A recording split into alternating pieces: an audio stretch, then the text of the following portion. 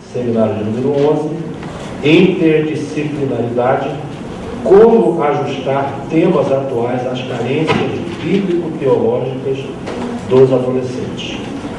Nós estamos tratando de adolescentes, tanto eu quanto o pastor Davi tratando de como tornar o ensino para esse segmento, tornar esse ensino criativo e eficaz, e aqui a questão da interação disciplinar.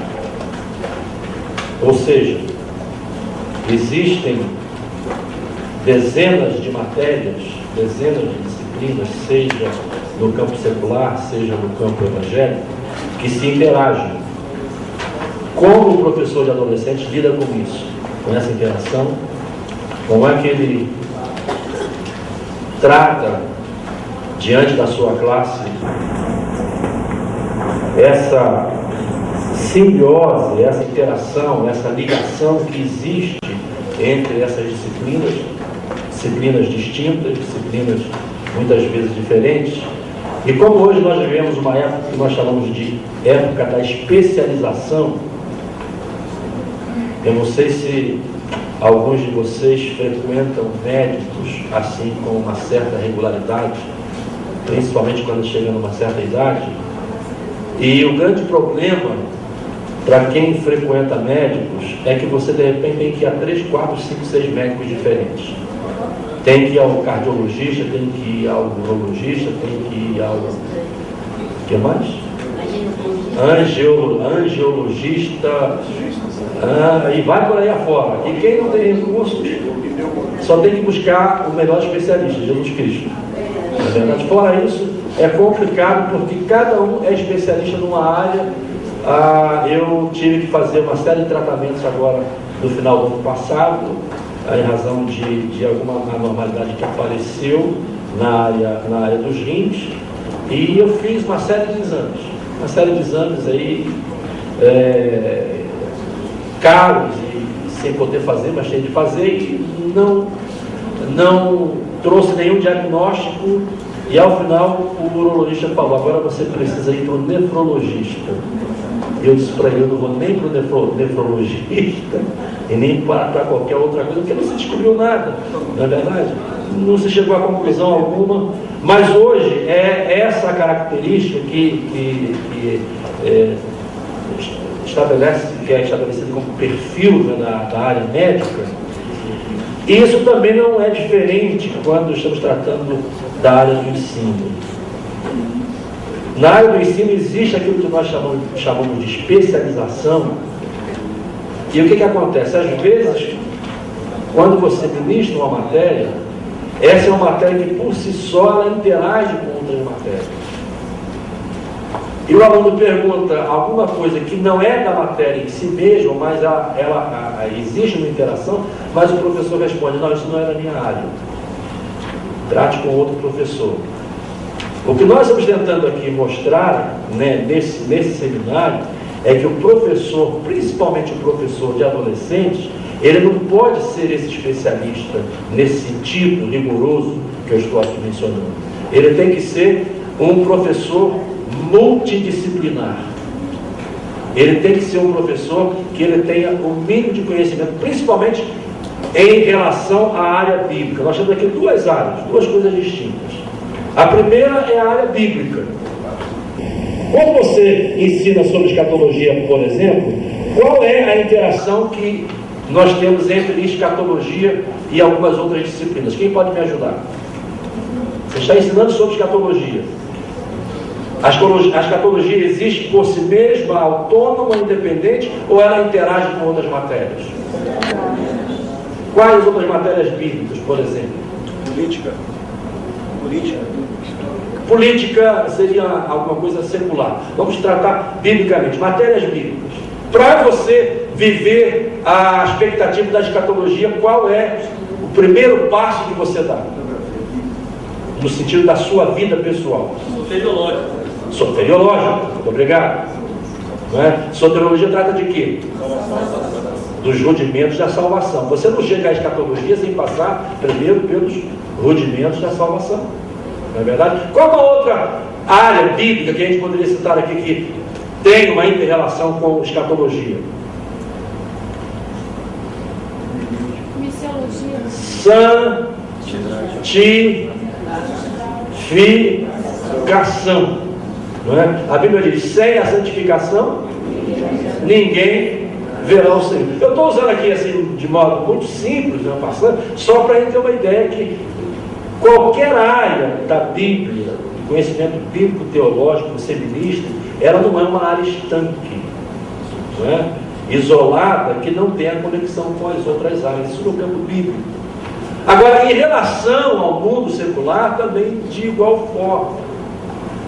Em relação ao mundo secular, nós também experimentamos o mesmo tipo de necessidade.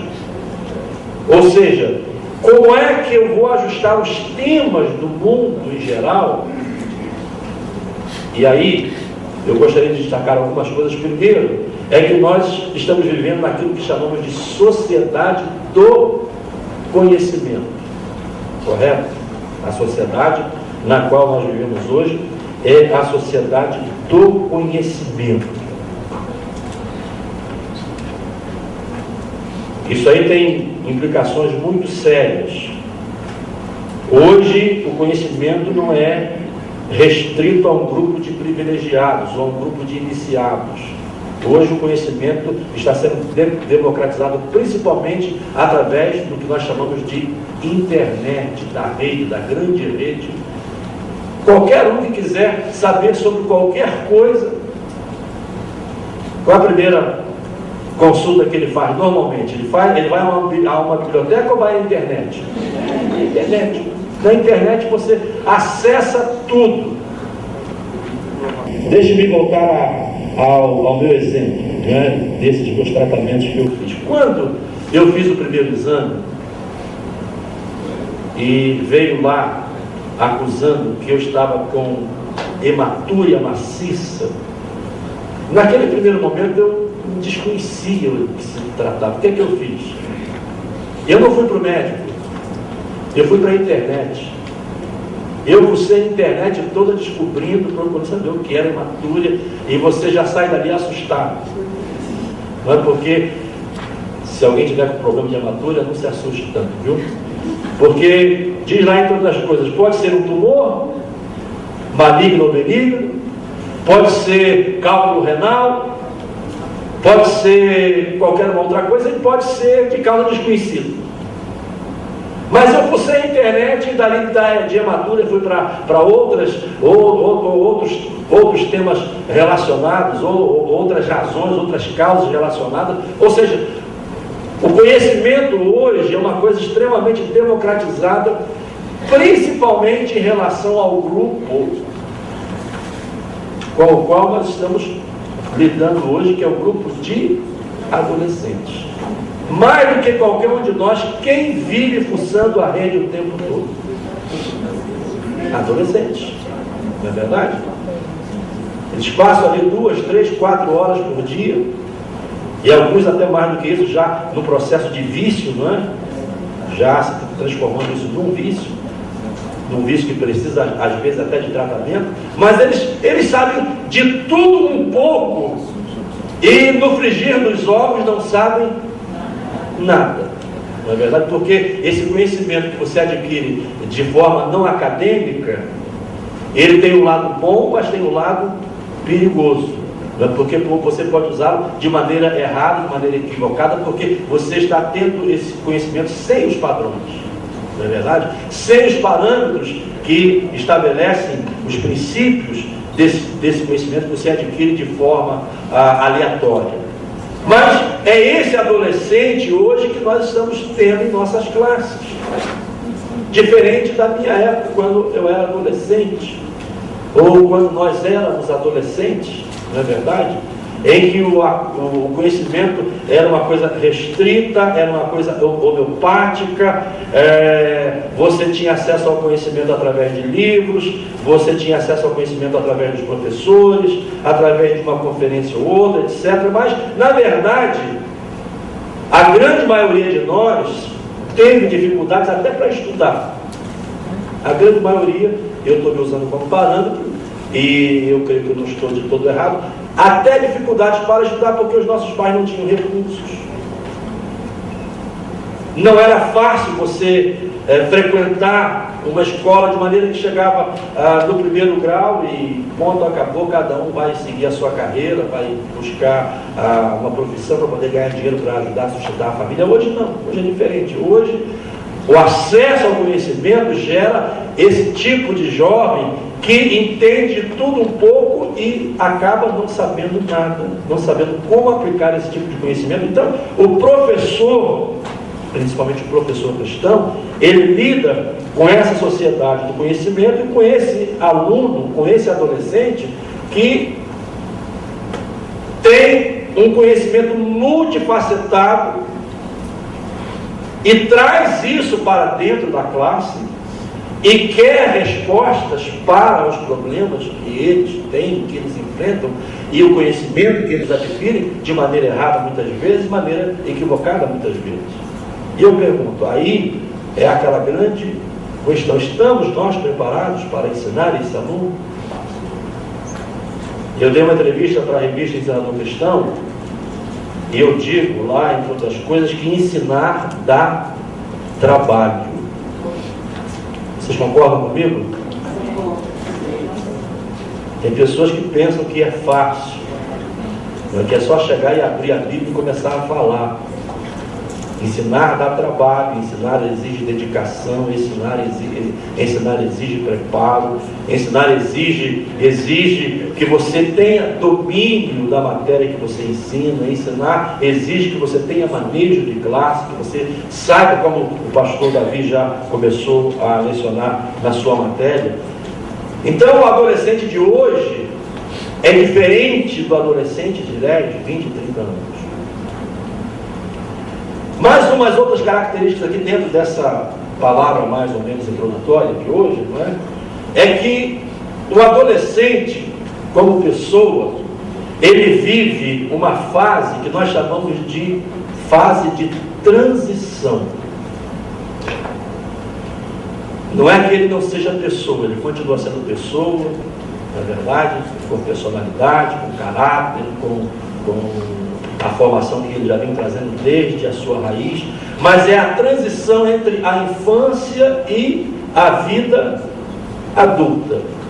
Eu chamo essa transição de zona cinzenta. Não é verdade? Zona cinzenta. E aí a gente enfrenta dois problemas. Primeiro, hoje, de um lado, essa adolescência, diferente da nossa época, ela se esticou demais. Concordam comigo? Não é? Tem jovens aí com 19 anos, com 20 anos, que ainda são adolescentes. A mentalidade é de adolescente. Essa é uma característica dos dias de hoje. O cara está com 19 anos, tem barba, tem bigode, né? Dirige, mas é adolescente. A menina tem 19 anos, 20 anos, já formada, mas a mente é de adolescente. Esse é um lado. O outro lado é que, apesar disso tudo, esses adolescentes com mente de adolescente, cabeça de adolescente, visão de adolescente, cada vez mais cedo eles estão assumindo responsabilidades de pessoas maduras, principalmente no campo da gravidez, em relação às meninas. Certo ou errado? Meninas aí com 12 anos, grávidas e já mães de pequenos bebês, e elas ainda são crianças, são adolescentes, ainda não pensaram o que fazer da vida. Esse é o adolescente de hoje, dessa zona cinzenta, não é verdade? Em que ele não se acha criança, mas também não é adulto. Eu me lembro de uma experiência que eu tive nessa época.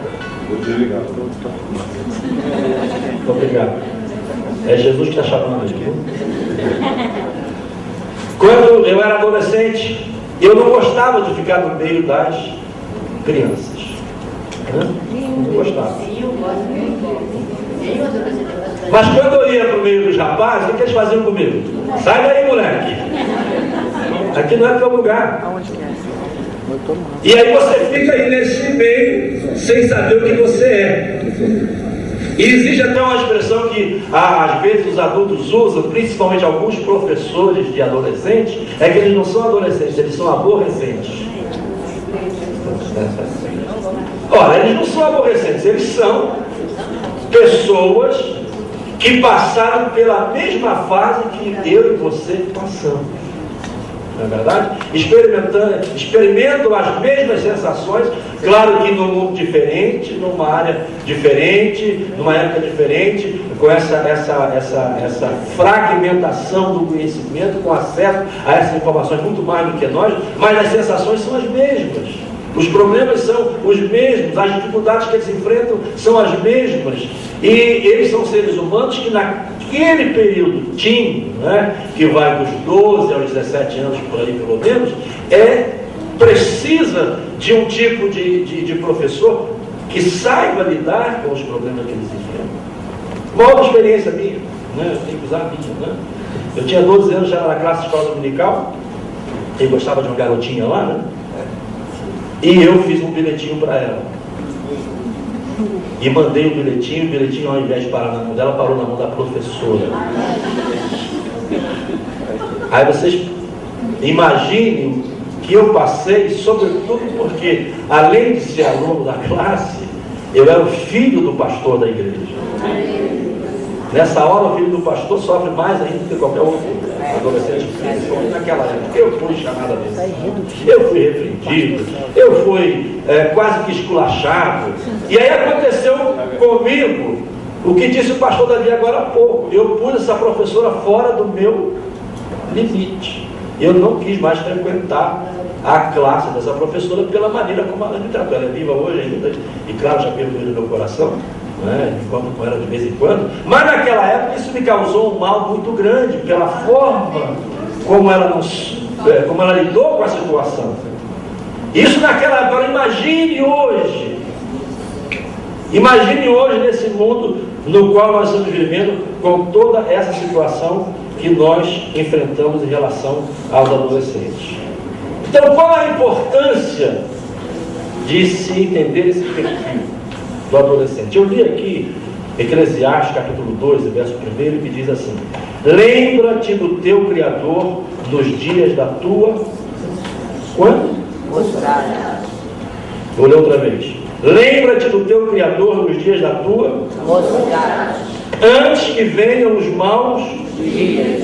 e cheguem os anos dos quais venhas a dizer: não tenho neles contentamento. Vamos estabelecer aqui uma dicotomia, né? Aqui nós temos um princípio muito importante, um princípio vital para a vida.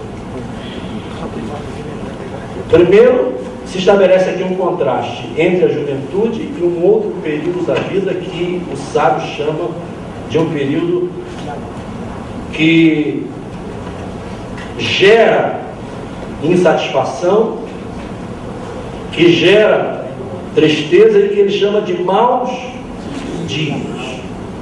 Que período é esse? Antes que venham os maus dias e cheguem os anos dos quais venhas a dizer o quê? Que período é esse, por favor? É um contraste. É o chamado, para sermos politicamente corretos, não é? O chamado período da terceira idade. Não fiquem as pessoas que estão nessa fase, não fiquem tristes, porque eu já estou entrando nela. 52 anos, terceira idade. Mas eu pergunto a você: esse período é ruim? Esse período é mau? Talvez. Depende. Por isso estabelece aqui um contraste. Lembra-te do teu Criador quando? Nos dias da tua mocidade. Por quê? Exatamente. A relação é exatamente essa. A sua velhice, a terceira idade, vai depender do tipo de vida que você tiver na adolescência e na juventude. Correto? A forma como você plantou é a lei bíblica. Aí veio o exemplo de interdisciplinaridade. A Bíblia fala da lei da semeadura e da colheita. Isso aqui é exatamente um exemplo. Você está aqui nessa palavra tendo a lei de forma implícita. Aquilo que você planta na sua juventude, na sua adolescência, vai determinar o tipo de vida que você vai ter na velhice ou na terceira idade, como queira. O cidadão, para usar assim, coisas simples, eu gosto de ser bastante simples nas minhas ilustrações. O cidadão que na sua juventude ele abusa de muitas coisas, por exemplo, não tem horário para dormir, come mal. Comer mal não é comer muito. Comer mal, quando eu menciono aqui, não é comer muito simplesmente, ou não é comer comer mal aqui é comer de maneira errada. Não é verdade? Você exagera na carne gordurosa, naquela picanha que você vai na churrascaria e vem com aquela lasca de gordura, não é? Sem equilíbrio, você come mal, você se empanturra de comida a qualquer hora e não estabelece um equilíbrio, uma dieta balanceada, obedecendo os critérios nutricionais para que o seu organismo receba os benefícios disso. Qual é a tendência quando você chegar aos 40, 50 anos? Pobrezinho assim, né? Colesterol alto, as coronárias já começam a ficar entupidas, você corre o risco de um infarto. Jesus não me curou. Não é que Jesus que não curou, é você que não se cuidou. Teve cuidado, você que não soube plantar. Não é? É na juventude, é na adolescência que você faz o quê? Você escolhe a sua namorada ou o seu namorado, que vai ser a sua esposa ou o seu esposo pelo resto da vida. Por que tem muitos casamentos aí complicados? Por quê? Porque houve uma má escolha, não é verdade? Houve uma má escolha, uma escolha errada, uma escolha equivocada. Ou se não houve uma má escolha, houve um mau ensino. Houve uma má formação do caráter da mulher ou do caráter